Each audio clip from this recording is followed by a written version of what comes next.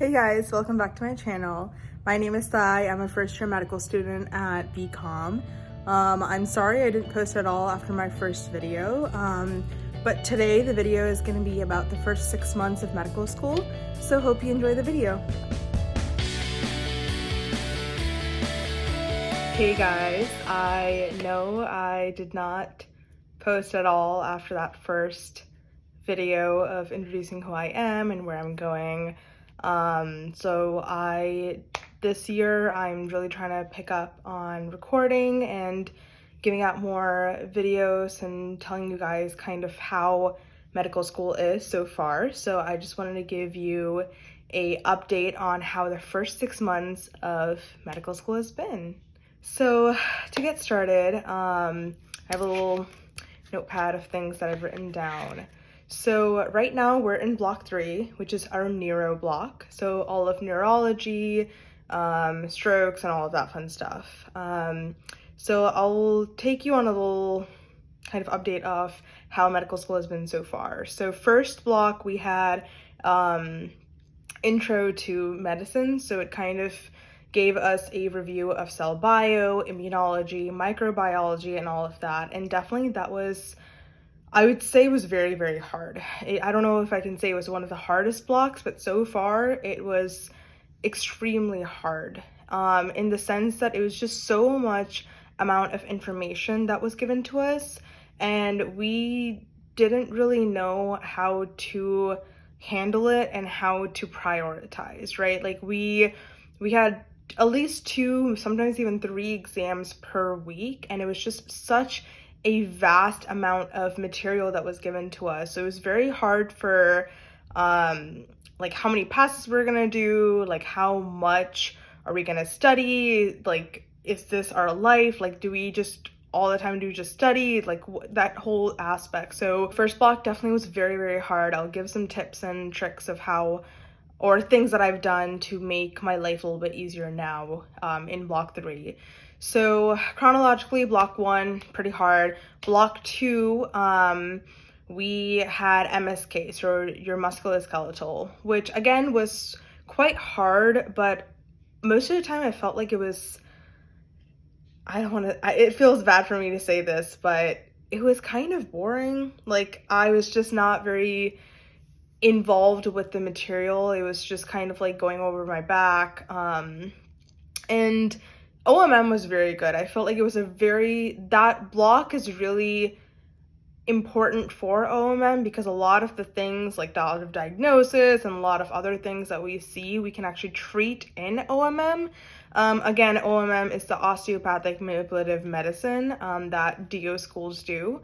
So that definitely was more of like inclusive of all the material that we were learning. But still, I would consider it was quite like a lot of material and it was a little bit boring. And so after Thanksgiving break, we had so many exams that came up, and it was at a point a lot of us felt like we were about to burn out. So we really had to learn how to take care of ourselves, but also give 110% to the material that we're learning. So now in block 3, I've gotten through 2 exams so far. I have my 3rd exam coming tomorrow, which is Monday. So I feel like I've come to the point where I learn, or I've figured out how I learn and how I can engage with the material and how I can be pretty successful in the exams, like do quite well. So let's get started on things that I've learned. So first, I'm gonna emphasize this, it's very rigorous. People who say like medical school is hard, they are not lying. It is very, very hard. But how you manage it is where the beauty of it is, right? Because you've come here to learn about all these things about your organs and about your body and implement them in your practice and with your patients. So you have to really absorb this material in a way that you should not forget it, or you should not have to relearn it, right? You can not understand it immediately and have a little like quick refresher and it should all come to you, but you should not be like relearning anything after like a couple of passes. So number one, plan everything out, right? Like when you get your schedule for medical school, plan everything out in the sense of how much you're going to study, how many days you're going to study properly for the exam, and like what you're including, right? Are you using Anki? Are you using Quizlet? Are you using some sort of exam bank, question bank, or are you going to be talking it out? Like, what's your strategy for efficiently studying, right? Properly, efficiently studying, because you do not have a lot of time. Your entire day, at least my entire day, is classes, right? Like from 8 to at least 12, it's classes. And then evening, we'll have some SDLs, which is student directed learning, which is basically videos that are posted online and you have to like learn them on your own time. Or we'll have lab. Lab is something that takes up a lot of time, especially starting block two for us, where we were in the anatomy lab for a huge hunk of time. And especially in the beginning, when you come out of anatomy lab, you are so exhausted that you're physically not able to do it, right? Like your mind might be like able to do it, but like physically, you feel so drained. So plan everything out, right? Like when you're going to study, if you have anatomy lab, like take it easy on those days, like do a lot of like passive learning, which I'll get to into a little later, but do a little bit of more passive learning, but continuously learn, right? That's the thing. It can go down a little bit, but it shouldn't be like, I'm not studying this subject at all today, right? Like it shouldn't be that way. So plan everything out. What I have learned is before the exam, 3 days before the exam, I should have covered all of this material at least once, maybe even twice. My way of studying, I'm a pretty slow learner, but once I learn it, I don't forget it. So it has like its positives and negatives, right? So it takes me more time. I have to schedule in more time to study for these exams, while other people, they could go over this material maybe once, twice, and they're set. Like they don't have to worry about it. But I have to go through it at least three, sometimes even maybe four times to actually concretely understand this material. And if someone asks me a question about it, I should be able to answer it, right? So usually 3 days before the exam, I should be done with my first pass, right? So before, again, I would say definitely before block three, I was rewatching lectures. Like I would watch them in class. I would like pay attention in class. Sometimes I wouldn't pay attention, but most of the time I was paying attention. And then I would come back home and like sometime in like the next few days, I would rewatch the lectures. What I thought I was doing by rewatching lectures was really understanding the material. I was lying to myself. It's like flat out lying to myself. I was wasting more time by trying to understand what they were trying to tell me, right? So now my strategy has become into actually properly pay attention in class, right? Usually, in the first few slides of a lecture, you'll understand how the professor teaches. Do they just read off the slides? In that sense, you don't have to completely associate yourself with what they're telling you unless they're like, oh, I would definitely like focus on this, and then you put a star next to it. So that's one way, right? Another way is, do they have a lot of images? Do they focus on a lot of images? So now you know, like, they're probably going to ask you questions that are related to an image and the material on the slide, right? So these are different techniques that you should pick up during the first few lectures that you have of the block, I would say. So again, like I said, I do not rewatch lectures anymore. Unless I have, like, there was a part in the like actual lecture where they rambled off and I have no idea what they're saying.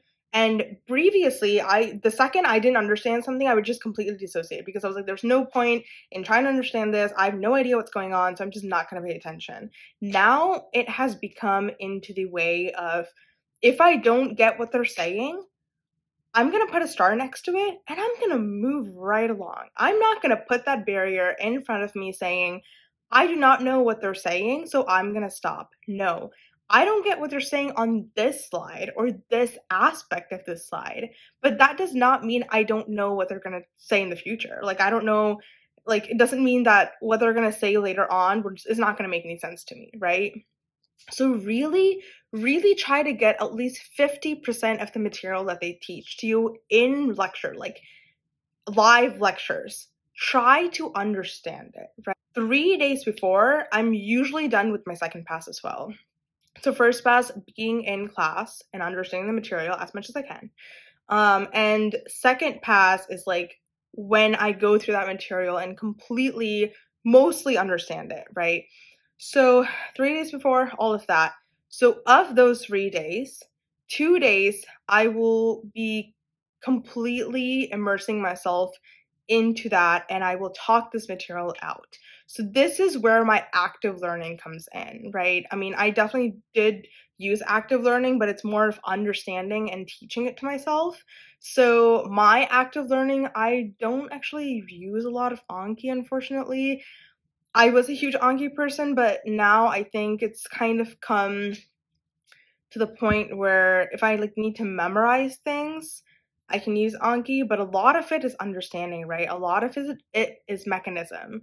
So like what comes after this? What comes after that? Like what causes this? What would affect this? Or if I screwed this up, how would it affect something else, right? So that's a lot of physiology that's involved.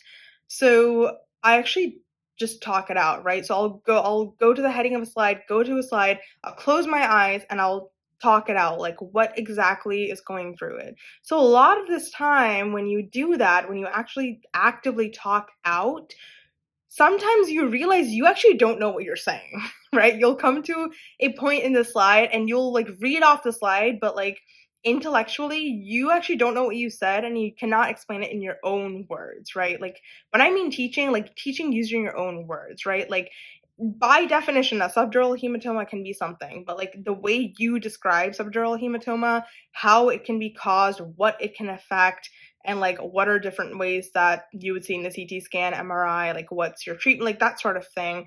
Talking it actually out loud is the best way that's worked for me to solidify the material.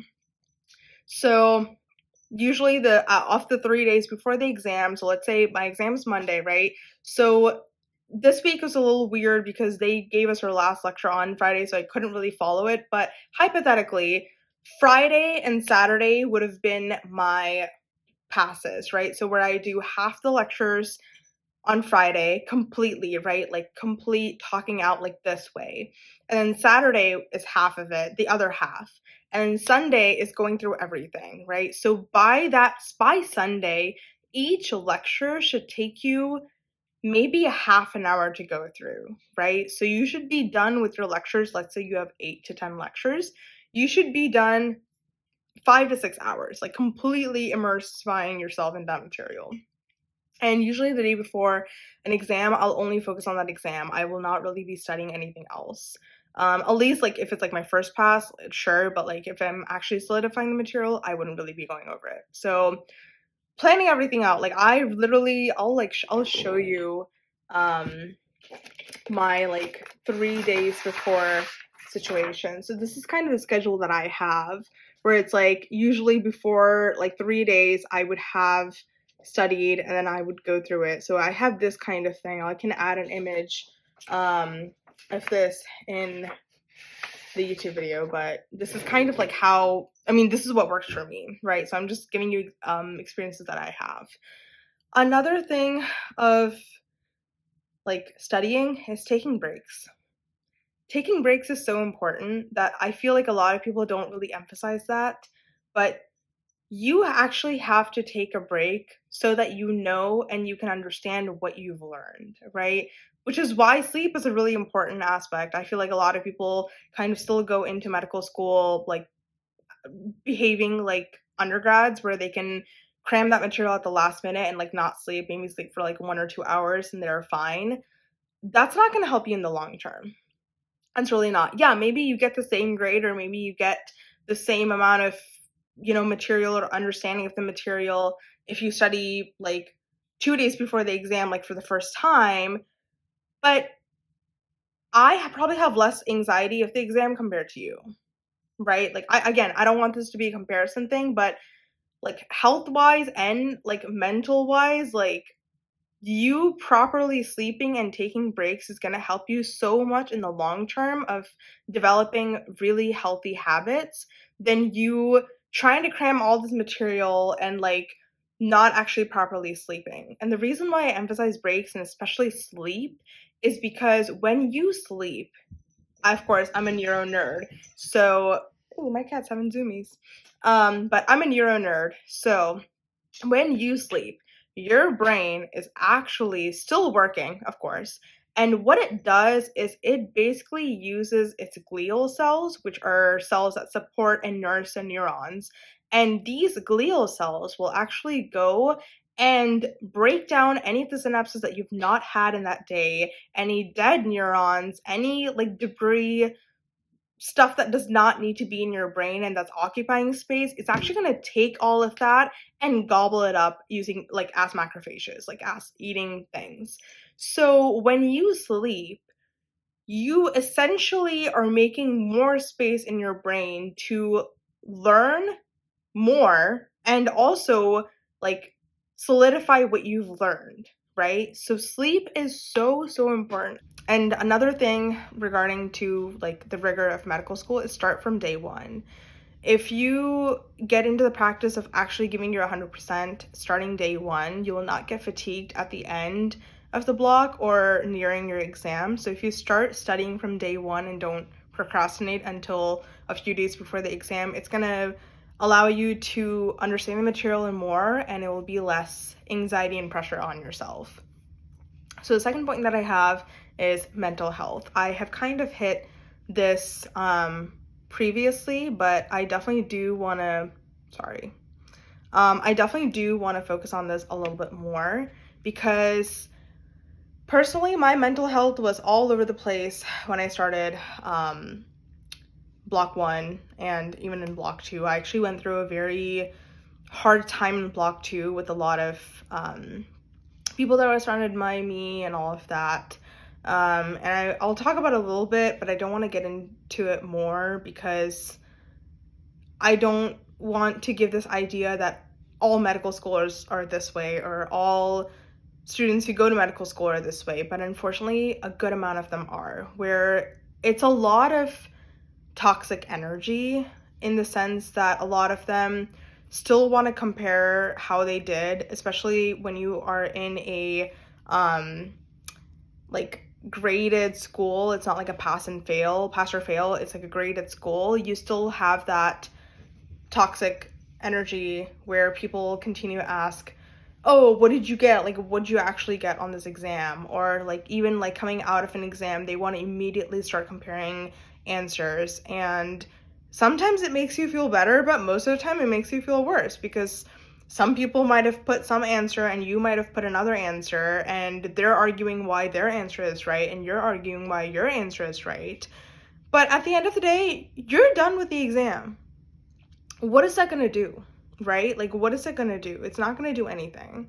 And it took me a long time to realize that I did not want to be associated with that. Like, I don't want to be associated with those people who are, you know, talking about like how they were not able to get a lot of sleep, or that, oh, this is what I put for this answer, or that's what I put, or this is why this, like, I don't want to be associated with that. And the reason why, it's not anything on them, it's just how I process all of this, right? So some people, like, they'll talk about this and they'll just drop the conversation and they'll just leave. Like, they'll not be thinking about it. But for me, I think about it probably for the next few hours, maybe even like few days, where I'm like, dang, this is what I put, or like, I wish I could be like them, where like they're able to only like study for a few days and they're like pretty good. Like, I wish I was like them. I wish I was smart like them.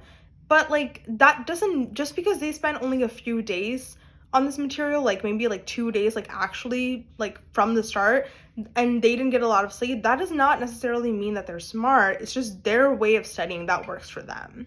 And that does not mean that has to be your way of studying, right? So I really had to understand that just because someone says something and like I'm not that way, that does not mean that I am dumb, that I do not belong here, or that I am not like gonna be successful, right? So it took me a long time to understand that. So I just completely dissociated from those people, right? Like people would come out of the exam and they would be like waiting for their friends, or they'd be like talking about the exam, and I would just book it out of there because I did not want any of that energy, right? I like people who are like, how do you feel about the exam? Like, how did you feel, like, in general? Like, how would you feel? Like, I felt really terrible. Like, I feel like I didn't prepare. I feel like I did pretty bad. Okay, that's an emotion. Or I feel like I did pretty okay. I thought the exam's questions were pretty fair, and I feel like I did pretty good. That's well and good, right? Like, just like that. Just in pure emotion, right? Not like, oh, I definitely know I got 4 questions wrong. I don't care. I'm sorry, but I don't care, right? And I don't need that energy. So I have learned to dissociate myself from that, and I've also learned to prioritize myself. This is something that really hit in block 2, where I felt like I was giving like so much of my energy and my positivity to so many other people, but in return I was not getting a lot of that positive energy. And at the end of the day, and at the end of block 2, I was so drained because I was not being surrounded by like positive energy that was very uplifting for me and saying, hey, look, I'm here for you. I know you're here for me, and we're going to support each other and get through this block, right? That's the energy that you want. I had to learn that I have to prioritize myself. Like, no one else is going to give this time for you. No one else is going to say, hey, Sai, like, I'm here for you. I'm going to sit down and talk to you. Like, no one's going to do that. Like, sure, there are going to be some people who can do it, but for the majority, not a lot of people are going to be able to do that. So you have to prioritize yourself, and honestly, you have to love yourself to be able to like continue giving this positive energy, right? So I have really learned to prioritize myself, right? Like, so if a bunch of people are going out and you're like, nope, I have to study, you can study. But if you want to go out and a bunch of people are studying, do not be like, oh, no one's gonna come, so I'm not gonna go out. No, if you want to go out, you go out, right? Like, you do whatever you want. It should be on your schedule. So again, really emphasize it. Prioritize yourself, your mental health. If you are a very anxious person like me and need to express their feelings, use a journal, get a therapist, whatever that works for you, do it. Because the more and more you prioritize your mental health and calm down your anxiety, your stress, if you're depressed and you need to do something about it, whatever you do, the more you actually advocate for yourself, but also prioritize these aspects of your life, your education and your studying is going to get 10 times better. Why? Because these thoughts that are going through your mind, for me, like personally, I have a lot of anxiety. So I need to write in my journal. Not every day, but times when my anxiety is very high, or things that have triggered me throughout the day that have caused me to become more stressed, I will take 15 minutes, half an hour, it doesn't matter. I'll take that time and write that down, right? And once I write it down, once it's on paper, for me personally, those thoughts are not running in my mind anymore. I can actually focus completely on studying. So again, can't emphasize it enough. Prioritize yourself. Focus on yourself. Something that I also do for my mental health is rewinding at night. So I have a couple of journals that I use. Shout out to Vexking and Koshal for their manifestation and their other journal that I cannot remember for the life of me, but I'll put them both up here. But I've used their journals, I should say, so much, and they have helped in so many ways that I could have not even thought it would help me. So usually at night I will like write in those journals, or I'll write in my own journal that is just basically a notebook that I just write all my emotions down, like whatever has gone through the day, or whatever has been running through my mind. I'll also do my skincare. I will post my skincare routine on here, but that is something that I also prioritize, and it really lets me like calm down for the night and like give time for myself, like just personally. And another thing is, again, taking a lot of breaks, taking let each lecture just go for a walk for 10 minutes or something like that, right? Like, especially when the weather is really nice, I'll try to actually go for a walk and just like listen to a podcast or just like completely dissociate myself from school, from people, and just like listen to the wind or listen to birds chirping or just observe the different flowers on my walk, whatever, right? It just really refreshes my brain. So those are the couple of things that I would definitely recommend your mental health wise. And final topic is learn to have fun. Whatever your way of fun is. I personally, I do not drink, and I'm not a very like going out to bars or social events. I don't really do that a lot. I am trying to get to go on more social events and go to more social events, but I definitely do not like to go to bars because I personally do not feel like I fit in that environment. So whatever your way of having fun is, do it, right? I love going on solo dates, right? Like grabbing food for the night, or like, for example, on Friday, like after my neuro exam that I felt like I did pretty well, I went and got food because I wanted to treat myself. Or I'll go to Home Goods, my new obsession right now, or I'll go to Ulta, or I'll go grab ice cream, whatever it is, right? A little treat for yourself to say, hey, you've gotten through this week, you've gotten through this really tough time, you deserve it, right? Another thing is catching up with friends. Whether it is in medical school and you're not able to catch up with those friends, catch up with them, or friends from other places, right? Like I have my close childhood friend that I always try to catch up with, give her an update on what are things that are going on with me, ask about what are things that are going on with her, and we'll always try to find a time to like visit each other, right? Or I'll have friends that this will randomly call and be like, hey, I haven't heard from you in a while, like how are you doing? And instead of being like, hey, I have an exam in like even tomorrow and I can't talk to you right now, I'll be like, you know what, this is a sign that I need to take time for myself. So I'll set a timer, I'll set time for it, right? I'll set maybe half an hour for it, and I'll be like, I'll talk to you, and I'll talk with them for half an hour. And then I'll be like, hey, I need to get back to studying, but it was really nice catching up. Let's do it another time, right? So things like this where you can put that boundary and be like, hey, I can go till this limit, but also learning to like take these signs and opportunities and actually utilize them, right? So that's how the first 6 months have been. And I will continue, promise, I'll continue giving you updates on how school has been, different aspects of school. So yeah, I really hope you enjoyed this video. Please put a comment below of different ways that you prioritize your mental health, especially if you're in school or working, whatever you are or wherever you are. Drop down a comment below of things that you do to prioritize your mental health. But otherwise, I'll see you in the next video. Take care.